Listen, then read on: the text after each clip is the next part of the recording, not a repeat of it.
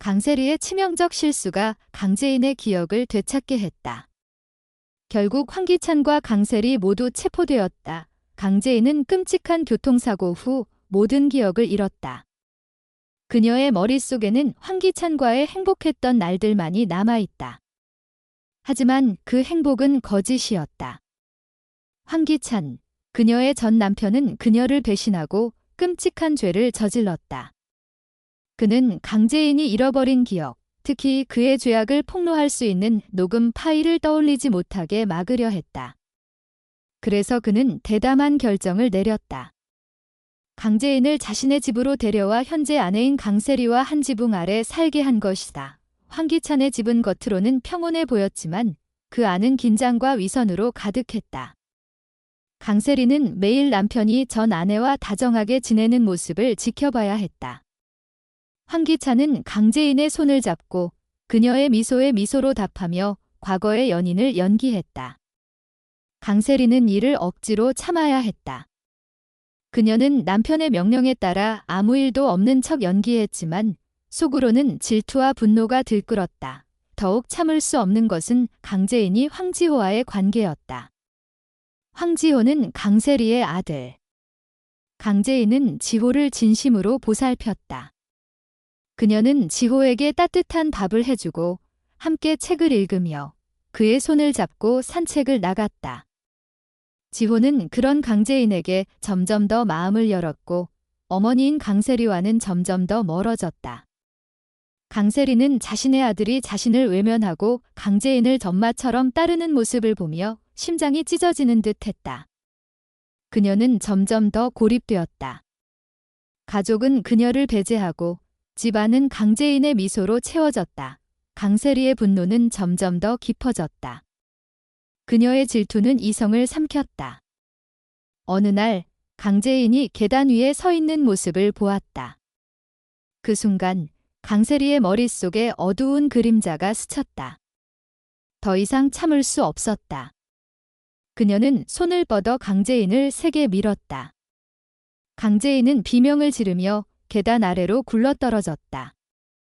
머리가 계단에 부딪히며 둔탁한 소리가 울렸다.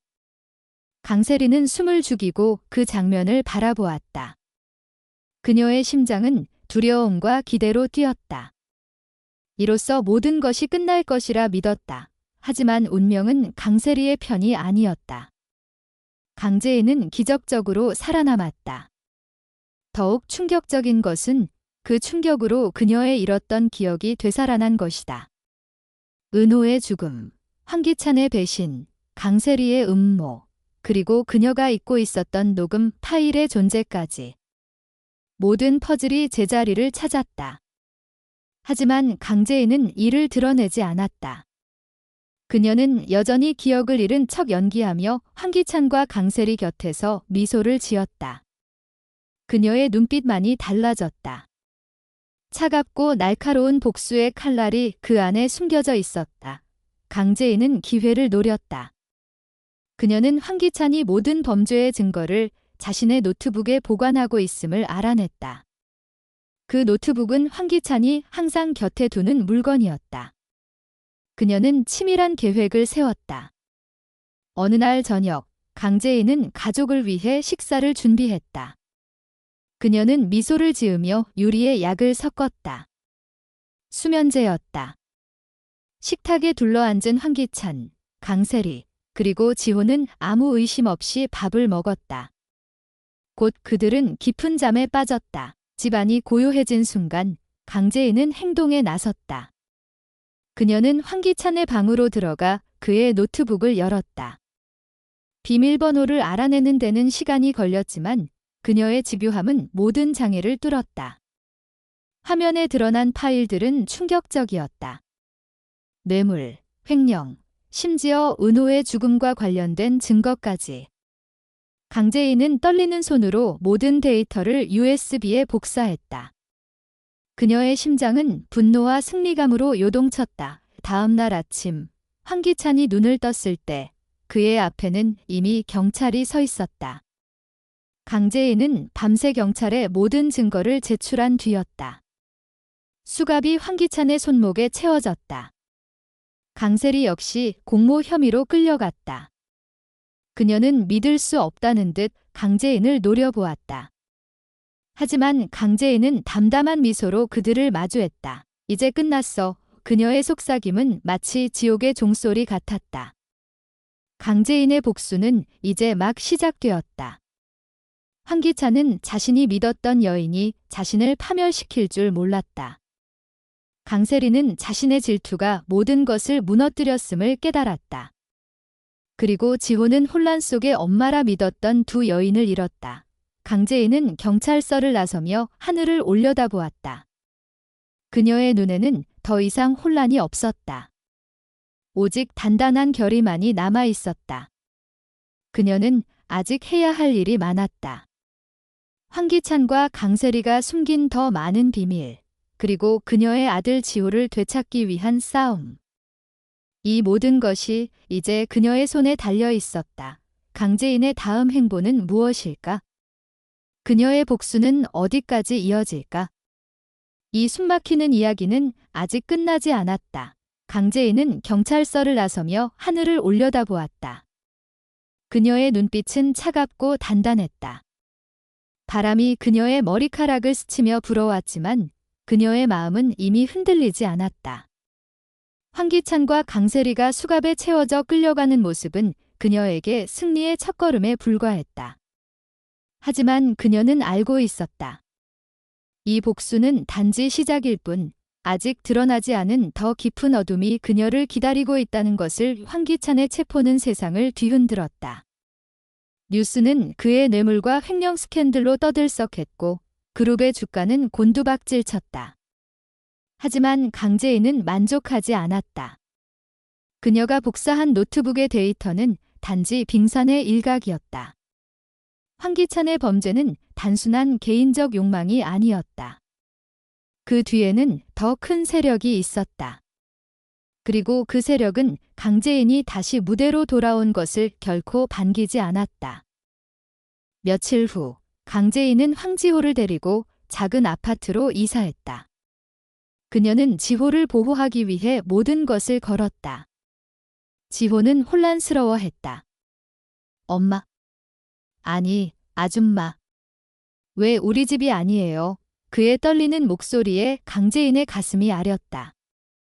하지만 그녀는 단호하게 대답했다. 지호야, 이제부터 내가 널 지킬 거야. 아무도 너를 다치게 못해. 그녀의 말은 다짐이자 맹세였다. 그러나 평온은 오래가지 않았다. 어느 날 밤, 강재인이 지호를 재우고 돌아서던 순간 아파트 문이 세게 두드렸다. 문을 열자 낯선 남자가 서 있었다. 그의 얼굴은 차갑고 손에는 검은 서류 가방이 들려 있었다. 강재인 씨, 우리와 대화가 필요합니다. 그의 목소리는 얼음처럼 싸늘했다. 그는 자신을 최 변호사라고 소개하며 황기찬의 파트너를 대변한다고 했다. 당신이 가진 USB, 그걸 넘기면 지호를 안전하게 지킬 수 있습니다. 강재인은 즉시 위협을 감지했다. 그녀는 미소를 지으며 대답했다. 변호사님, 제가 가진 건 아무것도 없어요. 착각하신 거예요. 하지만 그녀의 눈빛은 단호했다. 문을 닫으려는 순간 최 변호사가 손을 뻗어 문을 막았다. 강재인 씨, 이건 경고입니다. 그들이 당신을 그냥 두지 않을 거예요. 그의 말은 마치 칼날처럼 날카로웠다. 강재인은 잠을 이루지 못했다. 최 변호사의 말은 그녀의 머릿속을 맴돌았다. 그들이 누구인지 그녀는 이미 짐작하고 있었다. 황기찬의 배후에 있는 거대한 조직, 그의 범죄를 가능케 했던 힘, 그들은 황기찬이 무너진 지금 그녀를 새로운 표적으로 삼고 있었다. 하지만 강재인은 물러서지 않았다. 그녀는 USB를 숨긴 채 복수의 다음 단계를 준비했다. 그녀는 손식 형사를 찾아갔다. 손식은 은호의 죽음과 브레이크 고장 사고를 조사했던 형사였다. 그는 강재인을 보자마자 한숨을 내쉬었다. 강재인 씨, 당신이 뭘 하려는 건지 알아요. 위험해요. 하지만 강재인은 단호했다. 위험한 건 저를 건드린 그들이에요. 그녀는 손식에게 USB의 데이터를 보여주며 새로운 증거를 제시했다. 황기찬이 은호의 죽음을 사주한 녹음 파일, 그리고 강세리가 그를 도운 증거까지 이 손식은 충격을 받았다. 이건 너무 커요. 이 사람들이 연루된 조직은 단순한 기업이 아니에요. 그는 그녀에게 조용히 경고했다.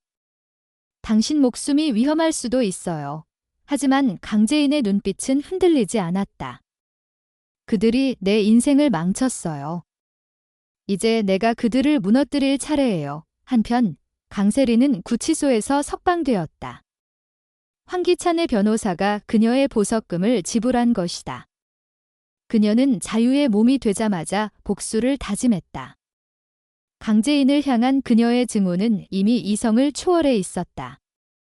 강세리는 비밀리에 최 변호사를 만났다. 그 여자를 없애야 해. 이 무슨 수를 써서라도. 그녀의 목소리는 도끼로 가득했다.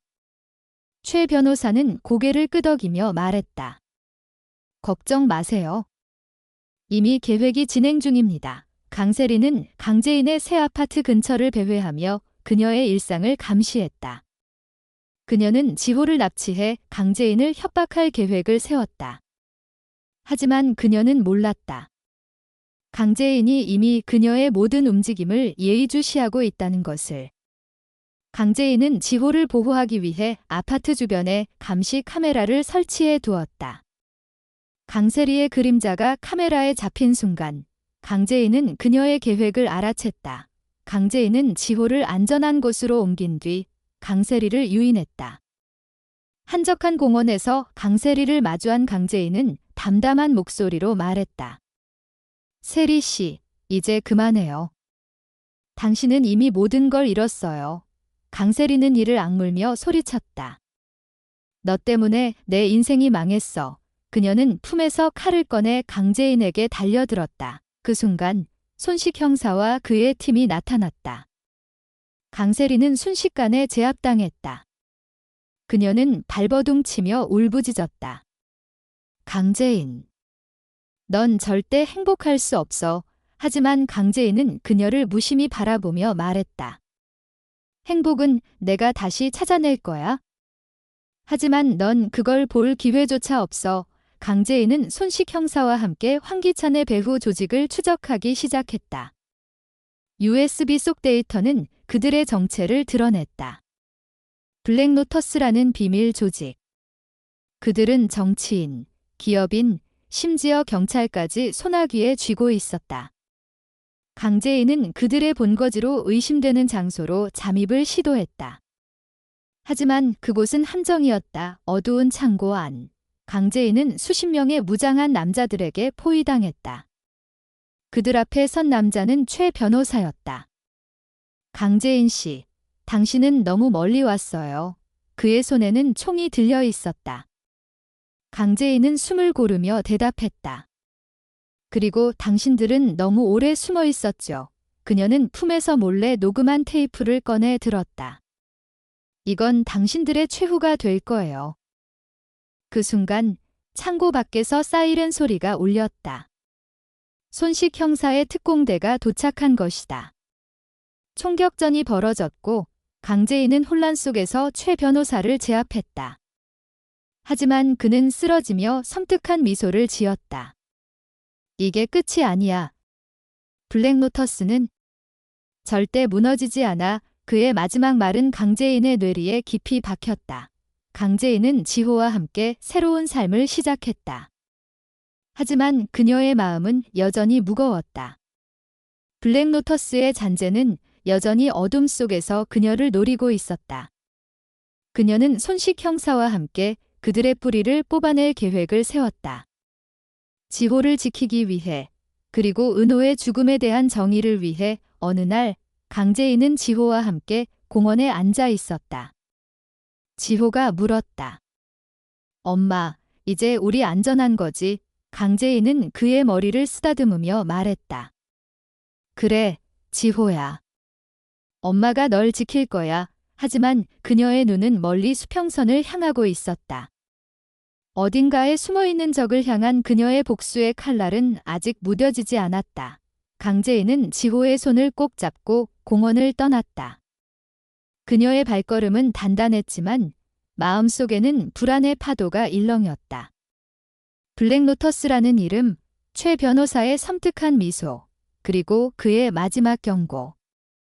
이게 끝이 아니야. 그 말이 그녀의 머릿속을 떠나지 않았다. 강재인은 알았다. 이 싸움은 황기찬과 강세리로 끝나는 것이 아니었다. 더 깊은 어둠이 그녀를 기다리고 있었다. 그날 밤, 강재인은 지호가 잠든 방을 확인한 뒤 거실로 나왔다. 그녀는 USB를 손에 쥐고 노트북 앞에 앉았다. 화면에 떠오른 파일들은 블랙로터스의 실체를 드러냈다. 정치인, 기업인, 심지어 법조계까지 얽힌 거대한 네트워크. 그 중심에는 회장이라는 이름 없는 존재가 있었다. 강재인은 이를 손식 형사에게 넘기려 했지만 직감이 그녀를 멈췄다. 아직은 때가 아니야. 그녀는 속삭였다. 그 순간 창문 밖에서 미세한 소리가 들렸다. 바람 소리가 아니었다. 누군가가 어둠 속에서 그녀를 지켜보고 있었다. 강재인은 본능적으로 불을 끄고 바닥에 몸을 낮췄다. 심장이 쿵쾅거렸다. 그녀는 조용히 지호의 방으로 이동해 문을 잠갔다. 누구지? 그녀는 숨을 죽이며 창문 틈으로 밖을 살폈다. 어둠 속에서 검은 그림자가 움직였다. 그리고 그녀의 전화기가 진동했다. 발신자 불명. 그녀는 망설이다 전화를 받았다. 강재인 씨, 너무 깊이 파고들지 마세요. 낮고 음산한 목소리가 수화기 너머에서 들렸다. 지호를 잃고 싶지 않다면 전화가 끊겼다. 강재인의 손이 떨렸다. 분노와 두려움이 뒤섞였다. 하지만 그녀는 물러서지 않았다. 날 협박한다고? 그럼 내가 먼저 찾아가 줄게. 그녀는 이를 악물며 다짐했다. 다음 날 강재인은 손식 형사를 비밀리에 만났다. 그녀는 USB의 데이터를 복사해 넘기며 말했다. 이건 블랙로터스의 일부예요. 하지만 전부가 아니에요. 그들을 무너뜨리려면 회장을 찾아야 해요. 손식은 심각한 표정으로 고개를 끄덕였다. 강재인 씨, 이건 당신 목숨을 건 싸움이에요. 그래도 계속할 건가요? 강재인은 단호히 대답했다. 은호를 잃었을 때 전 이미 모든 걸 걸었어요.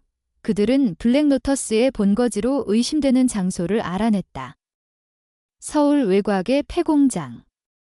강재인은 손식의 경고를 무시하고 직접 잠입을 결심했다. 그녀는 검은 후드를 쓰고 어둠 속으로 사라졌다. 폐공장 안은 음산한 기운으로 가득했다. 녹슨 철골과 낡은 기계들 사이로 희미한 불빛이 새어나왔다.